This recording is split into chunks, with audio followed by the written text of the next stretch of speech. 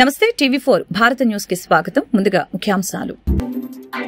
ముగిసిన AP cabinet భేటీ. ముఖ్యమంత్రి చంద్రబాబు అధ్యక్షతన సమావేశమైన ఏపీ మంత్రివర్గం పలు కీలక నిర్ణయాలు తీసుకున్న వైనం.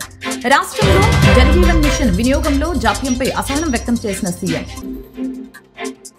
Seize the ship. వైరల్ అవుతున్న డిప్యూటీ సీఎం పవన్ కళ్యాణ్ వ్యాఖ్యలు. ఇటీవల కాకినాడ పోర్టులో Pawan Kalyan checking. Seize the ship అంటూ స్పాట్లోని ఆదేశాలు. సోషల్ మీడియాలో షేర్ చేస్తున్న పవన్ వ్యాఖ్యలు. రైతుల్ని చంద్రబాబు రోడ్డును పడవేశారని జగన్ చేసిన ట్వీట్ కి మంత్రి నాదెండ్ల మనోహర్ కౌంటర్. 24 గంటల్లోనే రైతుల ఖాతాల్లోకి డబ్బులు వేస్తున్నామని మంత్రి నాదెండ్ల వెల్లడి. 100% తాము అన్నదాతకి అండగా నిలుస్తున్నామని వ్యాఖ్య. ముఖ్యమంత్రి చంద్రబాబు అధ్యక్షతన సమావేశమైన ఏపీ మంత్రివర్గం పలు కీలక నిర్ణయాలు తీసుకుంది. పీఎం ఆవాస్ యోజన గిరిజన గృహ పథకం అమలుకి మంత్రివర్గం ఆమోదం తెలిపింది. గత 5 ఏళ్లలో నిర్మించని గృహాల రద్దుపై సమావేశంలో నిర్ణయం తీసుకుంది. రాష్ట్రంలో జల్ జీవన్ మిషన్ జేజేఎం వినియోగంలో జాప్యంపై చంద్రబాబు అసహనం వ్యక్తం చేశారు. సీఎం చంద్రబాబు అధ్యక్షతన ఏపీ మంత్రివర్గ సమావేశం జరిగింది. ఈ సమావేశంలో ఆయుర్వేద హోమియోపతి ప్రాక్టీషనర్ రిజిస్ట్రేషన్ చట్ట సవరణని ఆమోదం తెలిపింది. పొట్టి శ్రీరాముల వర్ధంతి డిసెంబర్ 15న ఆత్మార్పణ సంస్మరణ దినంగా నిర్వహణకి ఆమోదం తెలిపింది. IT global capability centers policy 4.0కి ఆమోదం తెలిపింది. ఏపీ టెక్స్టైల్స్ గార్మెంట్ పాలసీకి ఆమోదం తెలిపింది. ఏపీ మారిటైమ్ పాలసీకి కేబినెట్ ఆమోదం తెలిపింది. పులివెందుల ఉద్దానం డోను తాగునీటి ప్రాజెక్టులకి ఆమోదం తెలిపింది. కేబినెట్ సమావేశంలో పలు అంశాలపై సీఎం చంద్రబాబు అసంతృప్తి వ్యక్తం చేశారు. రాష్ట్రంలో జల్ జీవన్ మిషన్ జేజేఎం వినియోగంలో జాప్యంపై చంద్రబాబు అసహనం వ్యక్తం చేశారు. మిషన్ డీపీఆర్ స్థాయి దాటి ముందుకు వెళ్లట్లేదని అధికారులపై ఆగ్రహం వ్యక్తం చేశారు. ప్రాజెక్టుని రాష్ట్రం సద్వినియోగం చేసుకోవట్లేదని ఢిల్లీలోనూ ప్రచారం జరుగుతుందని ఈ సందర్భంగా డిప్యూటీ సీఎం పవన్ అన్నారు. బ్యూరోక్రసీ జాప్యంతో పథకం సద్వినియోగం కాకుండా లేదని సీఎం అసహనం వ్యక్తం చేశారు. ఈ పథకం ప్రతి ఒక్కరికి చేరువయ్యే అతిపెద్ద ప్రాజెక్ట్ అని, మిషన్ మోడ్లో పనిచేస్తే పథకం అద్భుత ఫలితాల్ని ఇస్తుందని మంత్రి లోకేష్ పేర్కొన్నారు. పథకాల సక్రమ వినియోగంపై దృష్టి పెట్టాలని అధికారులకి సీఎం ఆదేశించారు. AP deputy CM Pawan Kalyan seize the ship అంటూ చేసిన వ్యాఖ్యలు సామాజిక మాధ్యమాల్లో వైరల్ అవుతున్నాయి. దీనికి సంబంధించిన వీడియోలని జన సైనికులు, పవన్ అభిమానులు విపరీతంగా లైక్ చేసి షేర్ చేస్తున్నారు. ఏపీ ఉప ముఖ్యమంత్రి పవన్ కళ్యాణ్ కొన్ని రోజుల కింద కాకినాడ పోర్టులో ఆకస్మిక తనిఖీలు నిర్వహించి రేషన్ బియ్యం అక్రమ తరలింపుని గుర్తించారు. ఆయన కాకినాడ నుంచి ఆఫ్రికా వెళ్తున్న స్టెల్లా అనే నౌకని పరిశీలించారు. ఈ సందర్భంగా ఆయన నౌకలో పీడీఎస్ బియ్యం ఉన్నట్లు గుర్తించి సీజ్ ద షిప్ అంటూ ఆదేశాలు జారీ చేశారు. పోర్టు ఉన్నది స్మగ్లింగ్ చేసుకోవటానిక? మీ బాస్ కి తెలుసా ఎంత డేంజరస్ గేమ్ ఆడుతున్నాడో? ఇది జాతీయ భద్రతకి సంబంధించిన అంశం అంటూ నౌక సిబ్బందిని ఉద్దేశించి వ్యాఖ్యానించారు. గత మంత్రులకి భిన్నంగా స్పాట్లోనే స్పష్టమైన ఆదేశాలు ఇవ్వడం ద్వారా పవన్ తన ప్రత్యేకతను చాటుకున్నారు. కాగా పవన్ సీజ్ ద షిప్ అంటూ చేసిన వ్యాఖ్యలు సామాజిక మాధ్యమాల్లో వైరల్ అవుతున్నాయి. దీనికి సంబంధించిన వీడియోలను జన సైనికులు, పవన్ అభిమానులు విపరీతంగా లైక్, షేర్ చేస్తున్నారు. అటు పవన్ ఆదేశాలతో అధికార యంత్రాంగంలో కదలికలు వచ్చాయి. కాకినాడ పోర్టు నుంచి రేషన్ బియ్యంతో తరలి వెళ్తున్న నౌకని అధికారులు సీజ్ చేశారు. అంతేకాదు పవన్ ఆదేశాలతో రెవెన్యూ, పోలీసు, పౌర సరఫరాల శాఖ, పోర్టు, కస్టమ్స్ శాఖ అధికారులతో జిల్లా కలెక్టర్ తాజాగా మల్టీ డిసిప్లినరీ కమిటీని ఏర్పాటు చేసింది. రైతులను చంద్రబాబు రోడ్డును పడవేశారని జగన్ చేసిన ట్వీట్ కి మంత్రి నాదెండ్ల మనోహర్ కౌంటర్ ఇచ్చారు. 24 గంటల్లోనే రైతుల ఖాతాల్లోకి డబ్బులు వేస్తున్నామని మంత్రి నాదెండ్ల తెలిపారు. 100% తాము అన్నదాతకి అండగా నిలుస్తున్నామని నాదెండ్ల తెలియజేశారు. రైతులకు అండగా నిలుస్తున్నది కూటమి ప్రభుత్వమేనని ఏపీ పౌర సరఫరాల శాఖ మంత్రి నాదెండ్ల మనోహర్ అన్నారు. గత ప్రభుత్వ హయాంలో ఈ సమయానికి సేకరించిన ధాన్యం 4.43 మెట్రిక్ టన్నులు ఉండగా బాధ్యతతో కూటమి ప్రభుత్వం ఇప్పటివరకు 9.14 మెట్రిక్ టన్నులు సేకరించిందని తెలిపారు. ధాన్యాన్ని సేకరించిన 24 గంటల్లోనే రైతుల ఖాతాల్లోకి డబ్బులు జమ చేస్తున్నామని చెప్పారు. 100% తాము అన్నదాతకు అండగా నిలుస్తున్నామని, ఈ విషయాన్ని మాజీ సీఎం జగన్ కి తెలుసుకోవాలని చెప్పారు. ధాన్యం కొనుగోలులో జాప్యం చేస్తూ రైతుల్ని చంద్రబాబు రోడ్డును పడేశారని జగన్ చేసిన ట్వీట్ని ఈ సందర్భంగా మంత్రి గుర్తు చేశారు. జిల్లాల వారీగా 2023-24లో సేకరించిన ధాన్యం, 2024-25 ఏడాదిలో సేకరించిన ధాన్యం వివరాలని నాదెండ్ల వివరించారు. టెక్నాలజీ ఉపయోగించి వేలిముద్రల ఆధారంగా 48 గంటల్లో నందిగామ పోలీసులు దొంగను పట్టుకున్నారు. నవంబర్ నెల 30న రుద్రవరం గ్రామంలో పట్టపగలే ఓ దొంగ ఇంటి తాళం పగలగొట్టి బంగారం, డబ్బు దోచుకు వెళ్లిన ఘటనలో ఏసీపీ తిలక్ ఆదేశాల మేరకు సీఐ వైవీఎల్ నాయుడు స్పెషల్ టీం ఏర్పాటు చేసి 48 గంటల్లో దొంగను పట్టుకుని బంగారం, నగదు స్వాధీనం చేసుకున్నారు. నందిగామ పోలీస్ స్టేషన్ పరిధిలో రుద్రవరం అనే గ్రామంలో ఒక ఏహెచ్పి అంటే పగలు దొంగతనం జరిగింది.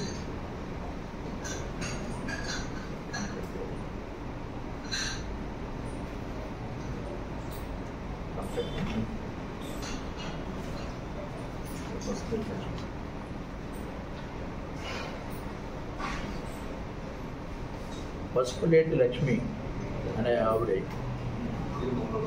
ఇంట్లో లేని సమయంలో పగలు 10:30, 11:30 మధ్యలో ఇంటికి వేసిన తాళాలు భద్రకొట్టి లోపల ప్రవేశించి ఇనుప బీరువా ఓపెన్ చేసి వారు దాచుకున్న క్యాష్ 40,000, అలాగే వాళ్ళ ఇంట్లో ఉంచుకున్న బంగారు నాంతాడు సుమారు 16 గ్రామ్స్ ఉంటుంది, అలాగే ఒక చేతి ఉంగరము, ఆ బీరువా లాకర్లు బ్రేక్ చేసి అవి తీసుకొని దొంగతనం జరగడం వల్ల దానిపై Nandigama police station crime number 435/2024 దొంగతనం కేసుగా నమోదు చేసి వెంటనే సిఐ గారు, వైవిఎల్ నాయుడు గారు, ఎస్ఐ అభిమన్యు సిబ్బంది నేరస్థలాన్ని పరిశీలించి అక్కడ దొంగతనం చేసిన విధానంలో అక్కడికి రాబడిన సమాచారం, రెండోది అక్కడ ఉన్న ఫింగర్ ప్రింట్స్ అంటే టెక్నికల్ వాల్యూస్. ఈ కేసును మనము ఎలాగా పట్టుకున్నామంటే టెక్నికల్ వాల్యూస్. ఇతర బ్రేక్ చేసి ఐరన్ సేఫ్ బ్రేక్ చేసినప్పుడు అతని ఫింగర్ ప్రింట్స్ ఆ బీరువా మీద పడ్డము, స్మూత్ సర్ఫేస్ మీద అవ్వడం. అది మా విజయవాడ సిటీ కమిషనర్ గారు ఆధ్వర్యంలో ఫింగర్ ప్రింట్స్ యూనిట్ ఒకటి ఉంది.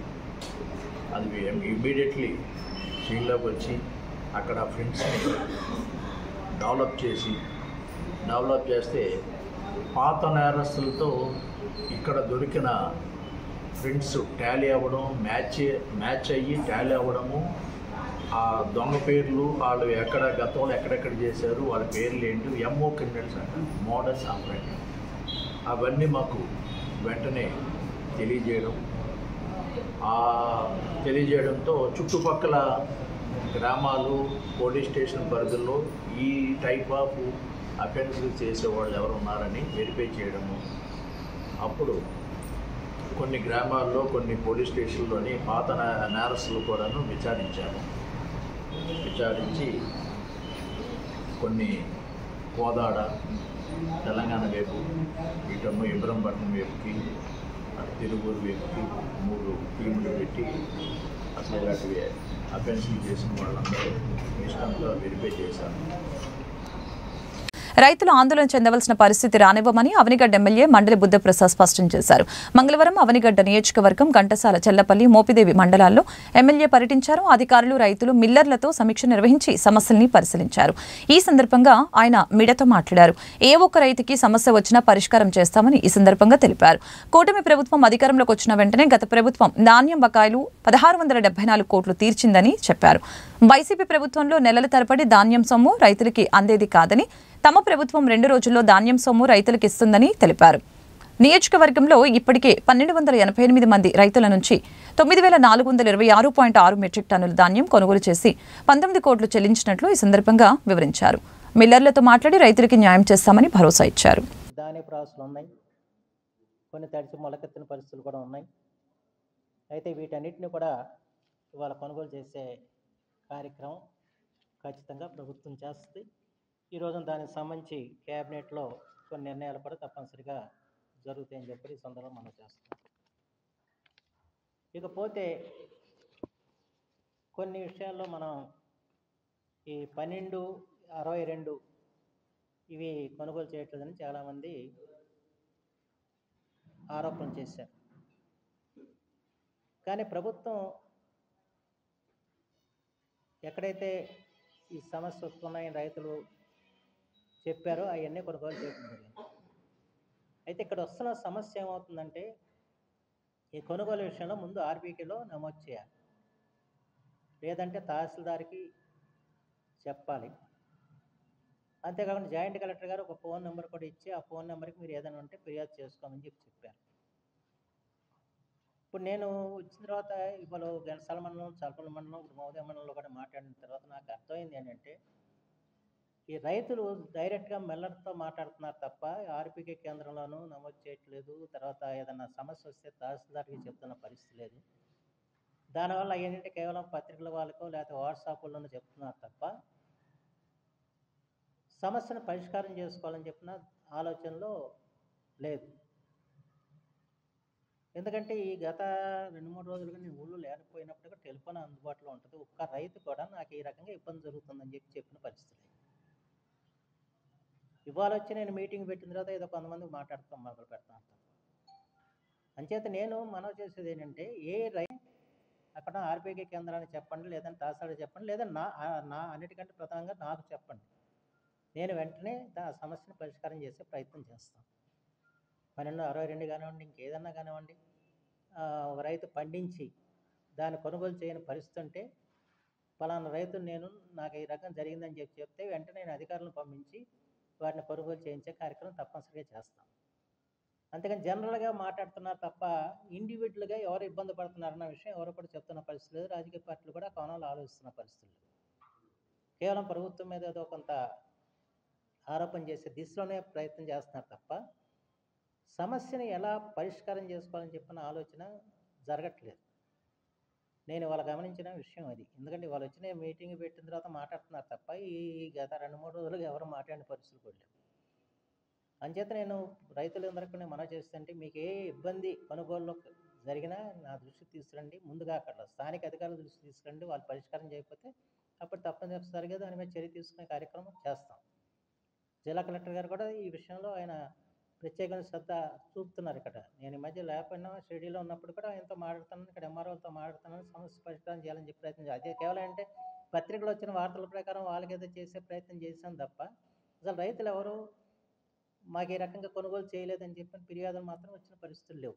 అంటే దయచేసి నేను మనవి చేసే రైతులకి ఏంటంటే మీరు ఏదైనా ఉంటే మీకున్న ఇబ్బంది ఉంటే వెంటనే తెలియజేయండి. తప్పనిసరిగా ప్రభుత్వం ప్రతి చిన్న సమస్యని పరిష్కారం చేయాలని చెప్పిన ఆలోచనలో ఉంది.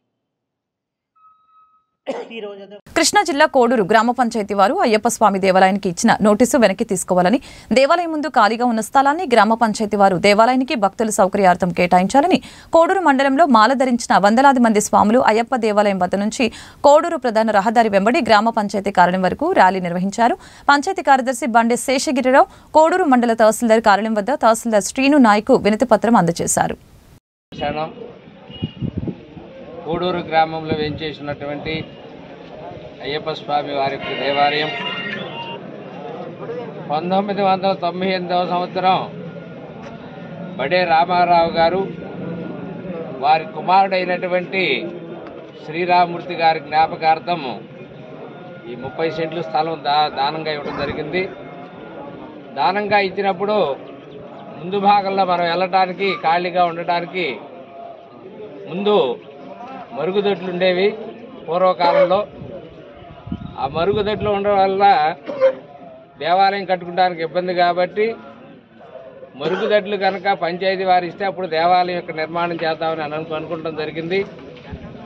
అప్పట్లో పరిచయ వెంకట సుబ్బారావు గారు, అప్పుడు సెక్రటరీ గారు, బడే అర్జునరావు గారు, పూతపోయిన చిన్న వెంకటేశ్వరరావు గారు వీళ్ళందరూ కూడా వచ్చి చూసి వారు దానం ఇస్తున్నారు కాబట్టి ఈ పంచాయతీ స్థలం నివేశ స్థలంలో ఉన్న ఈ వాడుకలో లేనటువంటి శిథిలమైనటువంటి ఈ మరుగుదొడ్లు తొలగించి ఆ స్థలాన్ని అయ్యప్ప స్వామి దేవాలయం నిమిత్తం 1998వ సంవత్సరంలో 131వ తీర్మానం చేసి దేవాలయం వారు వాడుకునే విధంగా ఇవ్వడం జరిగింది.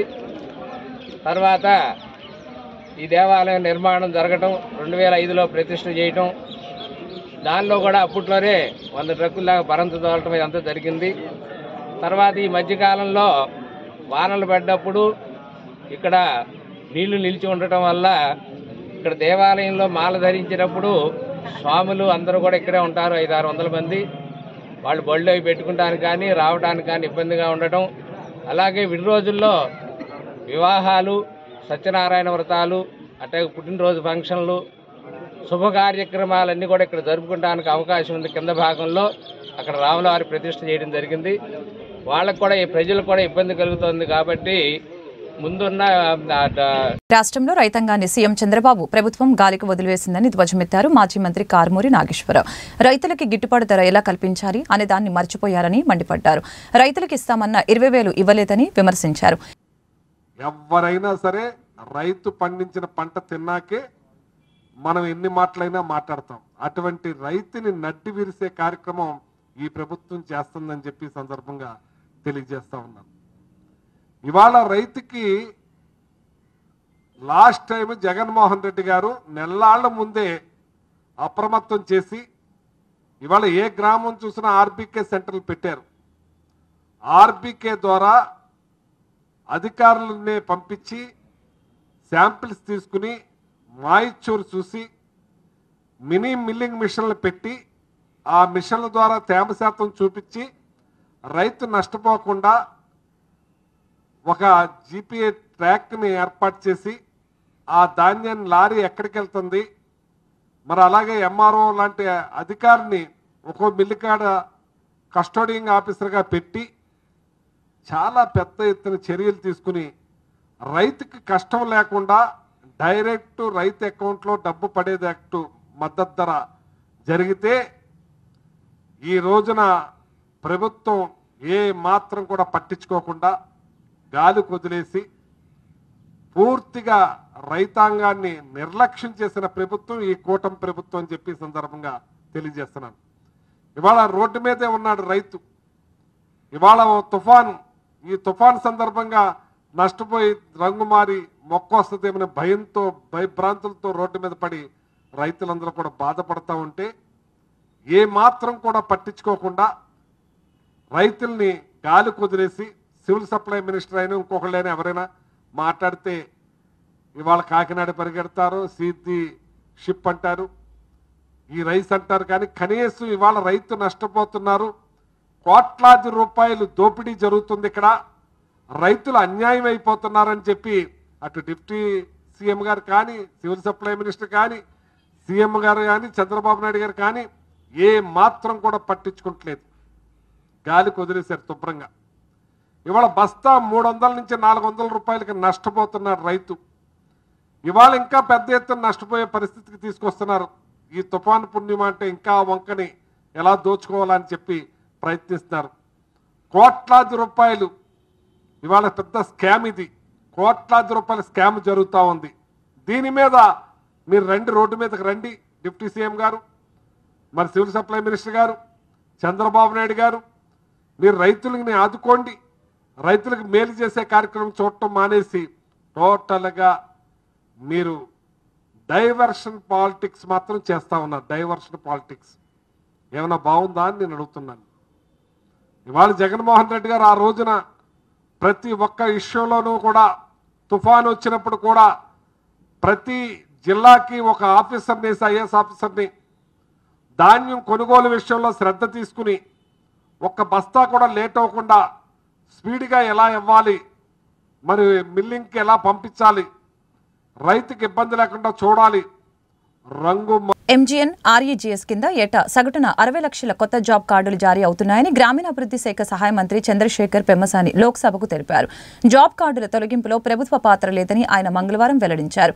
వివిధ కారణాల వలన సగటున 30 లక్షల జాబ్ కార్డులు తొలగించబడ్డాయని చెప్పారు. మొత్తం జాబ్ కార్డుల సంఖ్య 13 నుంచి 14 కోట్లు. యాక్టివ్గా ఉన్న జాబ్ కార్డులు దాదాపు 9.2 కోట్ల వరకు ఉన్నాయని ఈ సందర్భంగా తెలిపారు.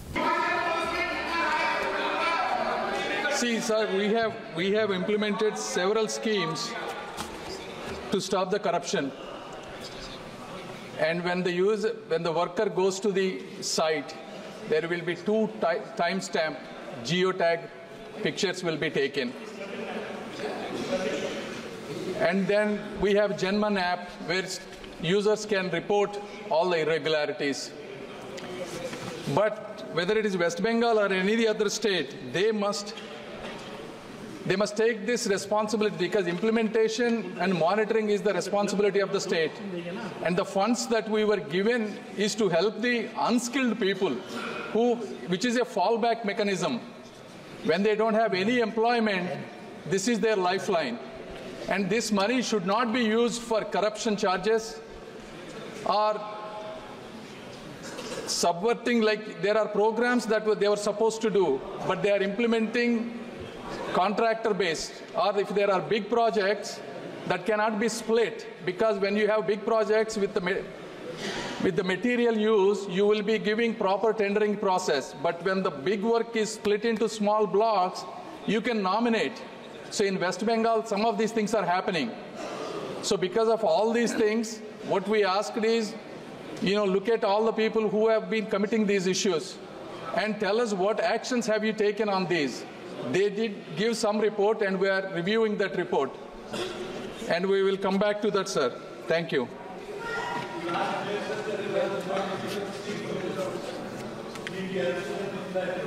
M. Srinivasal Reddy. Thank you very much, sir, for giving some time. I will not take much of your time, sir, but before I start my supplementary, sir, I would like to just request you, sir, the respect for the MPs, sir, senior MPs. Earlier, I was there in the 3rd row, so now I come to 6th row, sir. Please try to, because only few 5th term, 6th term, 7th term MPs are here, sir, also. Please try to, please, beta, please, sir, I'll come to the question, please, I'm coming to the question, sir. Please, beta. వార్తలు ముగించే ముందు ముఖ్యాంశాలు మరొకసారి. ముగిసిన AP cabinet భేటీ. ముఖ్యమంత్రి చంద్రబాబు అధ్యక్షతన సమావేశమైన AP మంత్రివర్గం పలు కీలక నిర్ణయాలు తీసుకున్న వైనం. రాష్ట్రంలో జలజీవన్ మిషన్ వినియోగంలో జాప్యంపై అసహనం వ్యక్తం చేసిన CM. Seize the ship. Viral అవుతున్న డిప్యూటీ సీఎం పవన్ కళ్యాణ్ వ్యాఖ్యలు. ఇటీవల కాకినాడ పోర్టులో Pawan Kalyan checking. Seize the ship అంటూ స్పాట్లోని ఆదేశాలు సోషల్ మీడియాలో షేర్ చేస్తున్న పవన్ వ్యాఖ్యలు. రైతుల్ని చంద్రబాబు రోడ్డును పడవేశారని జగన్ చేసిన ట్వీట్ కి మంత్రి నాదెండ్ల మనోహర్ కౌంటర్. 24 గంటల్లోనే రైతుల ఖాతాల్లోకి డబ్బులు వేస్తున్నామని మంత్రి నాదెండ్ల వెల్లడి. 100కు 100% తాము అన్నదాతకి అండగా నిలుస్తున్నామని వ్యాఖ్య. ఈ వార్తలు ఇంతటితో సమాప్తం. మరొక బులెటిన్లో మళ్ళీ కలుద్దాం. నమస్కారం.